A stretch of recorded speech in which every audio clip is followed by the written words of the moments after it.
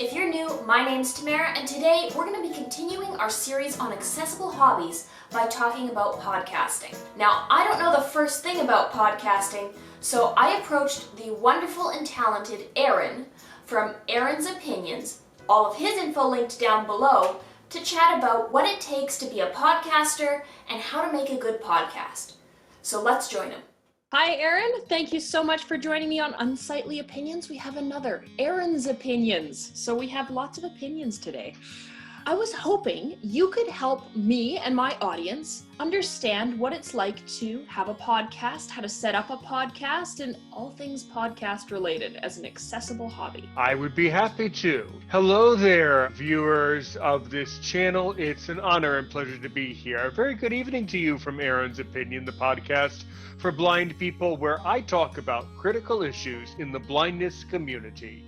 I started my podcast about a year ago because I felt that there simply were just not enough good podcasts for people to talk about, issues in the blindness community. And I felt that podcasts were just not approachable enough for my taste. I created Aaron's Opinion about a year ago. Originally, the show was under a slightly different name when it started out, and then it grew and morphed into Aaron's Opinion. I started out doing monologues.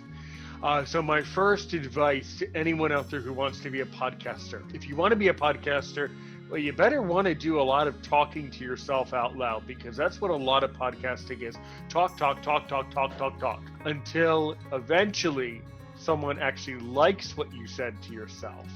And then you start having really interesting conversations with guests and things like that. Wonderful. So what do you think makes a good podcast?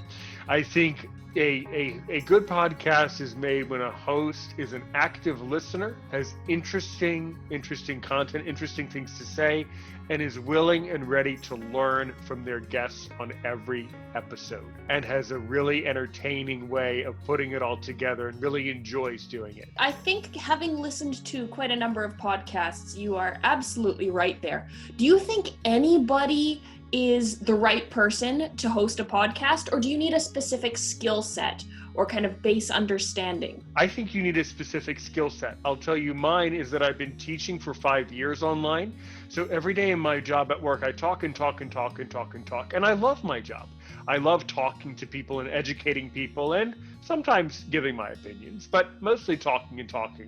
So actually, I've said this before on another interview. I said that I think the question was phrased, do you think podcasting is for everybody? Absolutely not.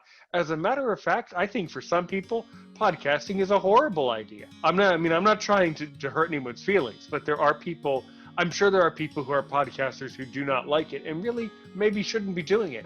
So I certainly hope that if you do want a podcast, please do it because you love it, because that's really what makes it interesting, is to show someone else how much you enjoy talking and educating them. And that I've noticed attracts a listener. And how do you go about choosing a topic or a theme for your channel? So what you do is you focus on 3 important things that every podcaster has to understand. Number 1, their audience. Number 2, their audience. Number 3, their audience. And when you have all of those things down pat, then what you do is you go to Facebook groups where your audience likes to congregate. And then you basically social media stalk the people until they come onto your show and have really entertaining things to say. But you focus on the most important things that your audience people are already listening to and already focusing on. And then you kind of draw from that crowd. That's what I think. How would you go about, do you suggest kind of doing it solo to begin with? Do you suggest finding a co-host or finding a group of people to host a podcast? What do you feel is the best? Sure. Aaron's Opinion started out solo with me doing monologues, and what I would do is I would answer a specific question that someone asked in one of the blind groups that we're in on Facebook. So let's say someone asked a question about, I remember one of my first episodes was telling people about all of the reasons why you should or should not adopt a pet. And about all the positives and negatives and going through it, because some blind person said out there, Joey next door says that I can't have a pet because I'm blind. Can I adopt a pet? Or some such story. And then I had to go through and explain it. Well, here are the positives of adopting a pet.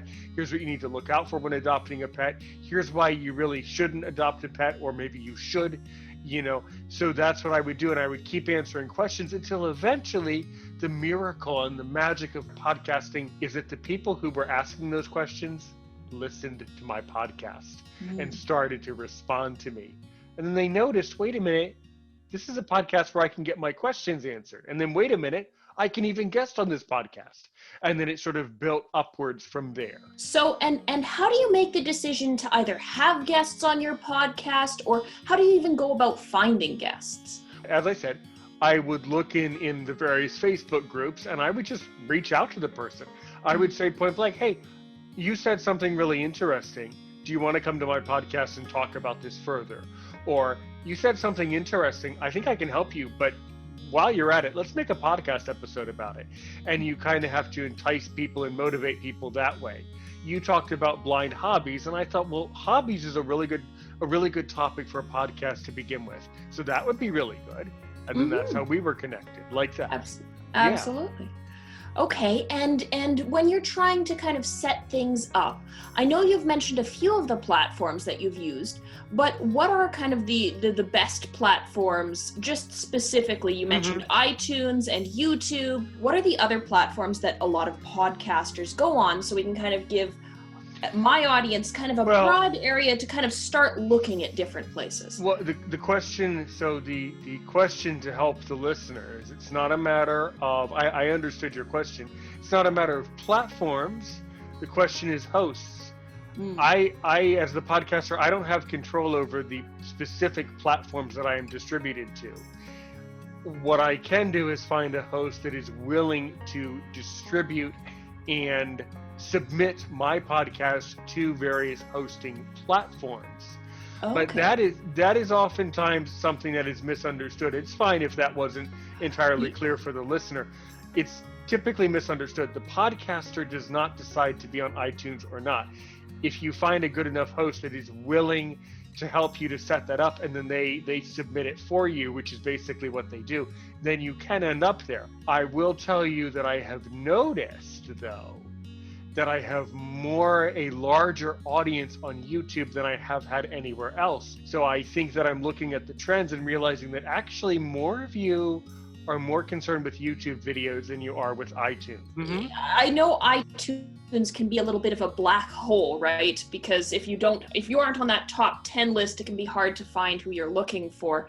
But I didn't actually know the difference between kind of the host and then having it distributed to different platforms. So thank you. I learned something today. Usually Spotify adds like instantaneously. So everybody's on Spotify. The hardest ones to get on are iTunes and iHeartRadio. Those are the two most competitive right now. Great. And kind of what metrics do you kind of measure your podcast by? And I mean, this is getting into kind of really advanced stuff, but it's how some people get into they want to eventually head into monetization or finding sponsors or that kind of stuff. Like, how do you judge that? The judge is very simple. The judge is that for the most part, you are not going to have enough of a following to make the sponsors of any true monetary value. I don't mean to be negative about it. I just mean to be direct. That unless you have 1,000 people actually in your audience tab, I've never had. I have been this podcast and this topic, I have been downloaded over 1,000 times, but that does not mean that there are 1,000 people in my audience. I noticed since I switched from one platform to Anchor that my audience has gotten a lot bigger, and that my theory of my audience will just follow me actually might have been true, because it seems like it was. But I know that it's certainly not an audience that will produce enough monetary value to make the process of setting that up of any value. Better yet, if you love a podcast like Aaron's Opinion, you could always monetize it for me by going to my Patreon page. You got to self-plug. You definitely got it. You said monetization, which means talk about giving me money. So yes. I did lead you there. Mm-hmm. So yeah, that's the fun of guesting on someone else's podcast. You can say I can really let loose, you know. You can check out Aaron's Patreon listed in the description box down below. Please go support him. He's awesome. Well, thank you. You're very kind. I think it shows that podcasting is a hobby and that most people listen for the enjoyment of the podcast itself. Now comes probably a lot of people get caught up in the minutia, but setting up the right space or specific equipment you need to create a good podcasting space. Well, I have all of the minutia right here in my office. It's definitely an office of minutia. I have a desk and lighting and a great computer and a microphone and my beautiful voice and my knowledge and inspiration. That's a setup. So all you need is some lighting. Even if you got a good overhead light, a good pot lighting, you're probably set, right? Yeah, I mean, you don't actually need, the only reason why I care about lighting now is that I'm doing the video feed. When I was just audio, you don't need to worry about that. And most podcasts are just audio to begin with for most of the series of the podcast, I guess. Yeah.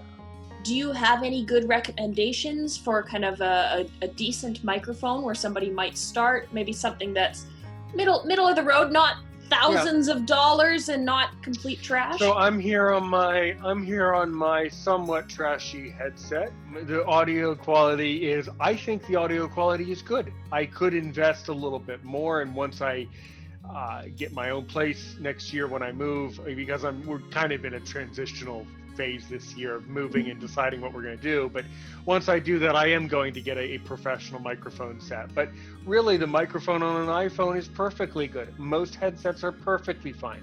And you only really need that professional headset if you're truly someone who has the intention of recording several episodes a week and is truly serious about podcasting. That's wonderful advice, right? You don't need a huge budget to be able to start. And that's, I think, the biggest thing is actually getting started. What would be some special considerations you would use or advice you'd give to someone who was blind or low vision, whether they were a screen reader user or a Zoom text user or needed some kind of adaptive equipment to be able to navigate an online platform? Well, Anchor, I will tell you, is perfectly accessible and it's free. Shouldn't say any more. That's as good as you can ask for. A platform that's free and accessible. So most of the podcasters around the world are turning to Anchor now because it's free. Their software and their system has gotten a lot more advanced, and they're doing a lot more for you now. There's a lot more tools that they have, in their toolbox to help you. So I think we'll probably link Anchor down below in the comments if you want to check it out, if you're interested in starting your own podcast. Another important question, what do you have to practice to be a good podcaster? You really have to practice pausing, and you have to practice never saying and It takes years to practice doing it. If you want to say and just pause. It's something that I have been working on as a YouTuber, and I am still an absolute novice. So I can definitely relate to you there on practice makes perfect. So thank you. Any last advice or any other things that I have not mentioned that you want to address? You got it covered. I think you asked all of the questions that anyone should be thinking about, really. Oh, good.